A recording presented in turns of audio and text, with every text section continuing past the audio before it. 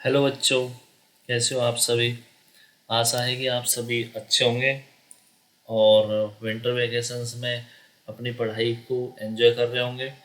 देखिए, आपकी पढ़ाई को थोड़ा और आसान बनाने के लिए हमने अपने सभी पाठ जो वो सिलेबस में दिए गए हुए हैं, उन सभी पाठों का सार समझने वाले वीडियो के साथ साथ हमने इसके प्रश्नोत्तर वाले भाग का भी वीडियो बनाने का प्रयास किया है। और हमारा ये इन वीडियोज में यही प्रयास रहेगा कि आपको आसान भाषा में, सरल भाषा में बिल्कुल प्रश्नोत्तर प्रस्तुत किए जाएंगे, जिससे कि आपको अभ्यास करने में कोई दिक्कत नहीं आए।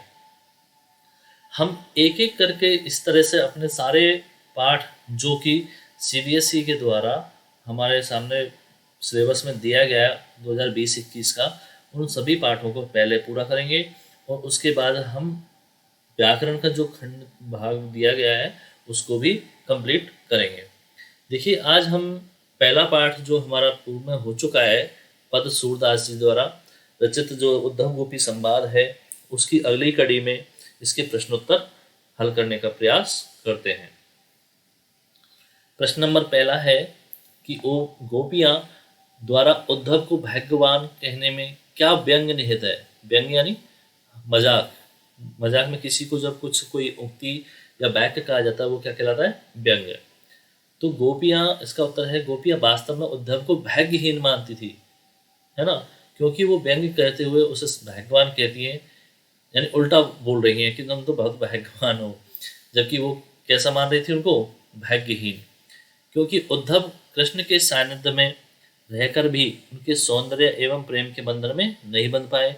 उनके हृदय में कृष्ण के प्रति बिल्कुल भी अनुराग उत्पन्न नहीं हुआ। अनुराग का मतलब होता है प्रेम। इसलिए प्रेम के बंधन में बंधने से मन में जो सुखद अनुभूति होती है, उससे वह पूर्णतः अपरिचित है। यहाँ पर गोपियों का कहने का मतलब है कि कृष्ण के पास उद्धव जी हमेशा रहते हैं, लेकिन फिर भी उनके प्रेम से वो वंचित रह चुके हैं। प्रश्न नंबर 2, उद्धव के व्यवहार की तुलना किस किस से की गई है। तो हमने ये प्रथम पद में ही ये जान लिया था कि गोपियों ने उद्धव के व्यवहार की तुलना एक तो कमल रूपी उस पत्ते से की गई है, जो जल में रहते हुए भी जल से प्रभावित नहीं होता है। दूसरा, उस जल में रखे तेल रूपी गगरी, तेल के गगरे यानी मटके की बात की गई है, जिस पर जल की एक बूंद भी नहीं टिक पाती है। प्रश्न नंबर 3, गोपियों ने किन किन उदाहरणों के माध्यम से उद्धव को उल्हाने दिए। उल्हाने के मतलब होता है ताना देना। तो इसका उत्तर होगा, गोपियों ने उद्धव को कमल के पत्ते के समान बताया, जो तेल पानी में रहते हुए भी उससे प्रभावित नहीं होता है। जल में रखे उस तेल के मटके से भी उसकी तुलना की है, जिस पर जल की एक बूंद भी नहीं टिक पाती है। और उस कड़वी ककड़ी के समान उनके योग रूपी संदेश को बताया है, जो खाया ही नहीं जाता है ना। और उसे बड़ा भागी कहते हैं कि तुम तो बड़े भाग्यवान हो। इस बात का उल्हाना देती हैं, ताना मारती हैं कि कृष्ण के सानिध्य में रह करके भी उसके प्रेम के बंधन से मुक्त हैं। इसके अगले प्रश्न जानते हैं, उद्धव द्वारा दिए गए योग के संदेश ने गोपियों की विरहाग्नि में घी का काम कैसे किया। कहाँ जब वो गोपी विरहाग्नि होती ना, किसी की याद में तड़पना, है ना, तो गोपियाँ कृष्ण की भी याद में बहुत परेशान थी। तो जैसे ही वहाँ पर उद्धव जी पहुँचते हैं, अपना योग संदेश सुनाते हैं और उनको कृष्ण को भूल जाने की बात कहते हैं, तो वो उनकी बातें उनकी विरहाग्नि में घी का काम करते हैं, यानी और आग बढ़ाने का काम करते हैं। तो कैसे किया कि गोपियों का आशा थी कि एक न एक दिन कृष्ण वापस जरूर लौट कर आएंगे, और वो भी इसी उम्मीद में अपने तन मन की व्यथा को चुपचाप सहते हुए हर वक्त कृष्ण के प्रेम रस में डूबी रहती थी। लेकिन श्री कृष्ण ने स्वयं न आकर के उद्धव को योग संदेश दे करके उनके पास भेज दिया था। और जब उद्धव ने गोपियों के पास पहुंच करके कृष्ण को भूल जाने और योग साधना करने का उपदेश देना शुरू कर दिया, तब गोपियों को लगने लगा कि अब कृष्ण वापस नहीं आएंगे और ना ही उनका इंतजार कभी खत्म होने वाला है। कृष्ण को उनके दुख का एहसास तक भी नहीं है। यही सोच करके गोपियों की विरह वेदना और बढ़ गई, और इस तरह उद्धव द्वारा दिए गए योग संदेश ने उनकी विरह वेदना की अग्नि में घी का काम किया। वैसे आपको इस तरह के बड़े प्रश्न नहीं आएंगे, लेकिन एक बार जब आपका कंसेप्ट क्लियर हो जाएगा, फिर आपको छोटे छोटे प्रश्नों के उत्तर देने में किसी प्रकार की दिक्कत नहीं आएगी। तो इससे बेहतर है कि हम पहले एक बार सारे कंसेप्ट को समझ लें कि इसमें किस किस तरह के पद हमारे सामने आए हैं। फिर आगे क्या, जिस तरह का भी प्रश्न हमारे सामने आएगा हम उसके फटाफट आसानी से एग्जाम में उत्तर दे पाएंगे। प्रश्न नंबर 5 है, मर्यादा ने लही के माध्यम से कौन सी मर्यादा रहने की बात की जा रही है। मर्यादा न लही का मतलब होता है प्रेम की मर्यादा नहीं रही, मतलब जो उन्होंने अपने समाज में एक स्त्री जाति के सामने मर्यादा का एक घेरा खींच दिया जाता है, उस मर्यादा को से भी वो बाहर जा करके कृष्ण के प्रति अपना प्रेम व्यक्त करती थी।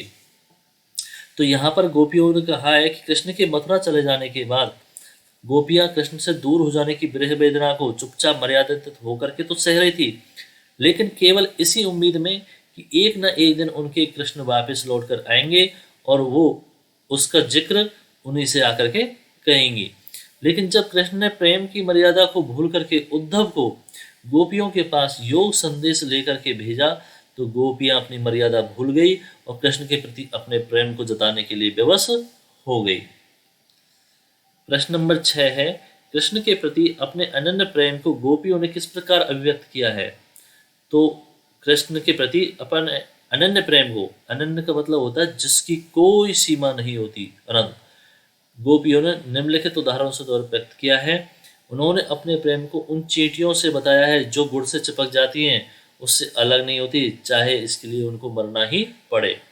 साथ ही उस हरल पक्षी से भी कहा है जो अपने पैरों में हमेशा एक लकड़ी को मजबूती से पकड़े रहता है, उसको किसी भी हाल में नहीं छोड़ता, क्योंकि उसे लगता है कि अगर मैंने ये लकड़ी को छोड़ दिया तो या तो मैं गिर जाऊंगा या मेरा प्राणांत हो जाएगा, है ना।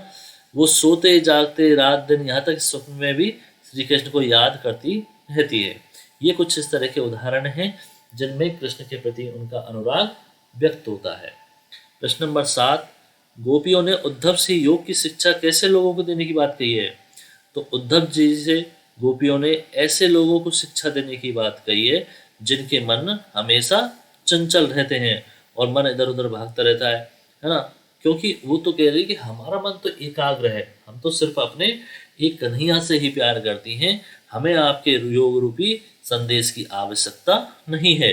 और ये कहती है उद्धव जी से कि ये योग संदेश ऐसे लोगों को जाके सुनाओ जिनका मन चंचल हो और हमेशा इधर उधर भटकता रहता हो। ठीक है। प्रश्न नंबर 8, देखिए आपको सर मुझे लग रहा है कि कुछ प्रश्न ज़्यादा हो गए हैं ना, लेकिन कोई नहीं, आज हम इसमें इतने सारे कर लेते हैं 10 प्रश्न। बाकी के अगली क्लास में जो और पार्ट हमारे होंगे उनमें हम सारे प्रश्नों का स्तर थोड़ा छोटा रखेंगे और इससे भी थोड़ी आसान भाषा रखने का पूरा प्रयास करेंगे, छोटे छोटे जो हमारे एग्जाम्स में आने वाले हैं। ठीक है। प्रस्तुत पदों के आधार पर गोपियों का योग साधना के प्रति दृष्टिकोण स्पष्ट कीजिए। तो गोपियों ने योग साधना को निरर्थक बताया था और उन्होंने बताया था कि आपका योग साधना बहुत बेकार है बिल्कुल, क्योंकि इसको हमारे लिए अपनाना उस तरह से जिस तरह से मानव की कड़वी ककड़ी को खाने के समान है ना। ये हमारे लिए एक तरह बीमारी जैसा है जिसके बारे में हमने कभी देखा सुना ही नहीं, है ना, उसको हम अपने जीवन में कैसे अपना लें, है ना। तो उनका योग दृष्टि के प्रति, साधना के प्रति दृष्टिकोण बहुत बेकार था, अच्छा नहीं था। गोपियों के अनुसार राजा का धर्म कैसा होना चाहिए। गोपियों के अनुसार राजा का धर्म अपनी प्रजा के हितों का ध्यान रखना व उनकी हर तरह से रक्षा करना है, न कि उन पर अत्याचार करना। प्रश्न नंबर 10, गोपियों को कृष्ण में ऐसे कौन से परिवर्तन दिखाई दिए जिसके कारण वे अपना मन वापस पा लेने की बात कहती हैं।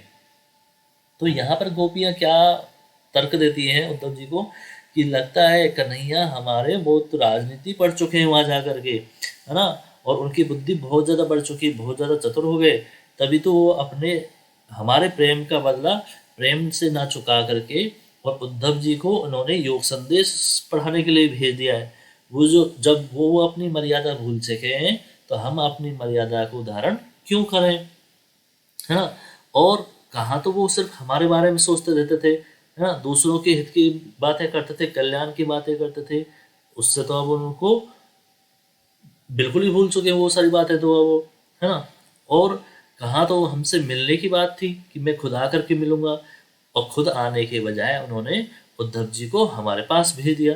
तो ऐसी इन कई बातों को से उनको लग रहा था कि कृष्ण में जाकर वहाँ पर मथुरा में जाने से बहुत सारे परिवर्तन हो चुके हैं। ठीक है बच्चों, तो आज हमने ये पूरे कुछ प्रश्नोत्तर का अभ्यास किया है। हमारी कोशिश रहेगी कि आगे हम या तो प्रश्नों का काउंटिंग जो नंबर से 10 जो किए हैं 10 तो रख लें, लेकिन वो छोटे छोटे रखेंगे, जिससे कि आपको याद रखने में भी बहुत आसानी रहे, और अगर आप इनको नोटबुक में भी उतारते हैं तो आसान भाषा में उतार सकें। ठीक है, आगे हम अपने आगामी जो पाठ है उनके वीडियोज बनाएंगे, फिर उनके प्रश्नोत्तर के भी बना करके जल्दी से जल्दी हम अपने सिलेबस का रिवीजन पूरा करेंगे। आज वक्त के लिए बस इतना ही, और अगर ये चैनल सब्सक्राइब नहीं किया तो ज़रूर कर लें, जिससे कि आपको बार बार बताया जाता है कि चैनल को सब्सक्राइब करने से आपको इसका नोटिफिकेशन मिल जाया करेगा और आप समय पर अपना रिवीजन कर पाएंगे। ओके।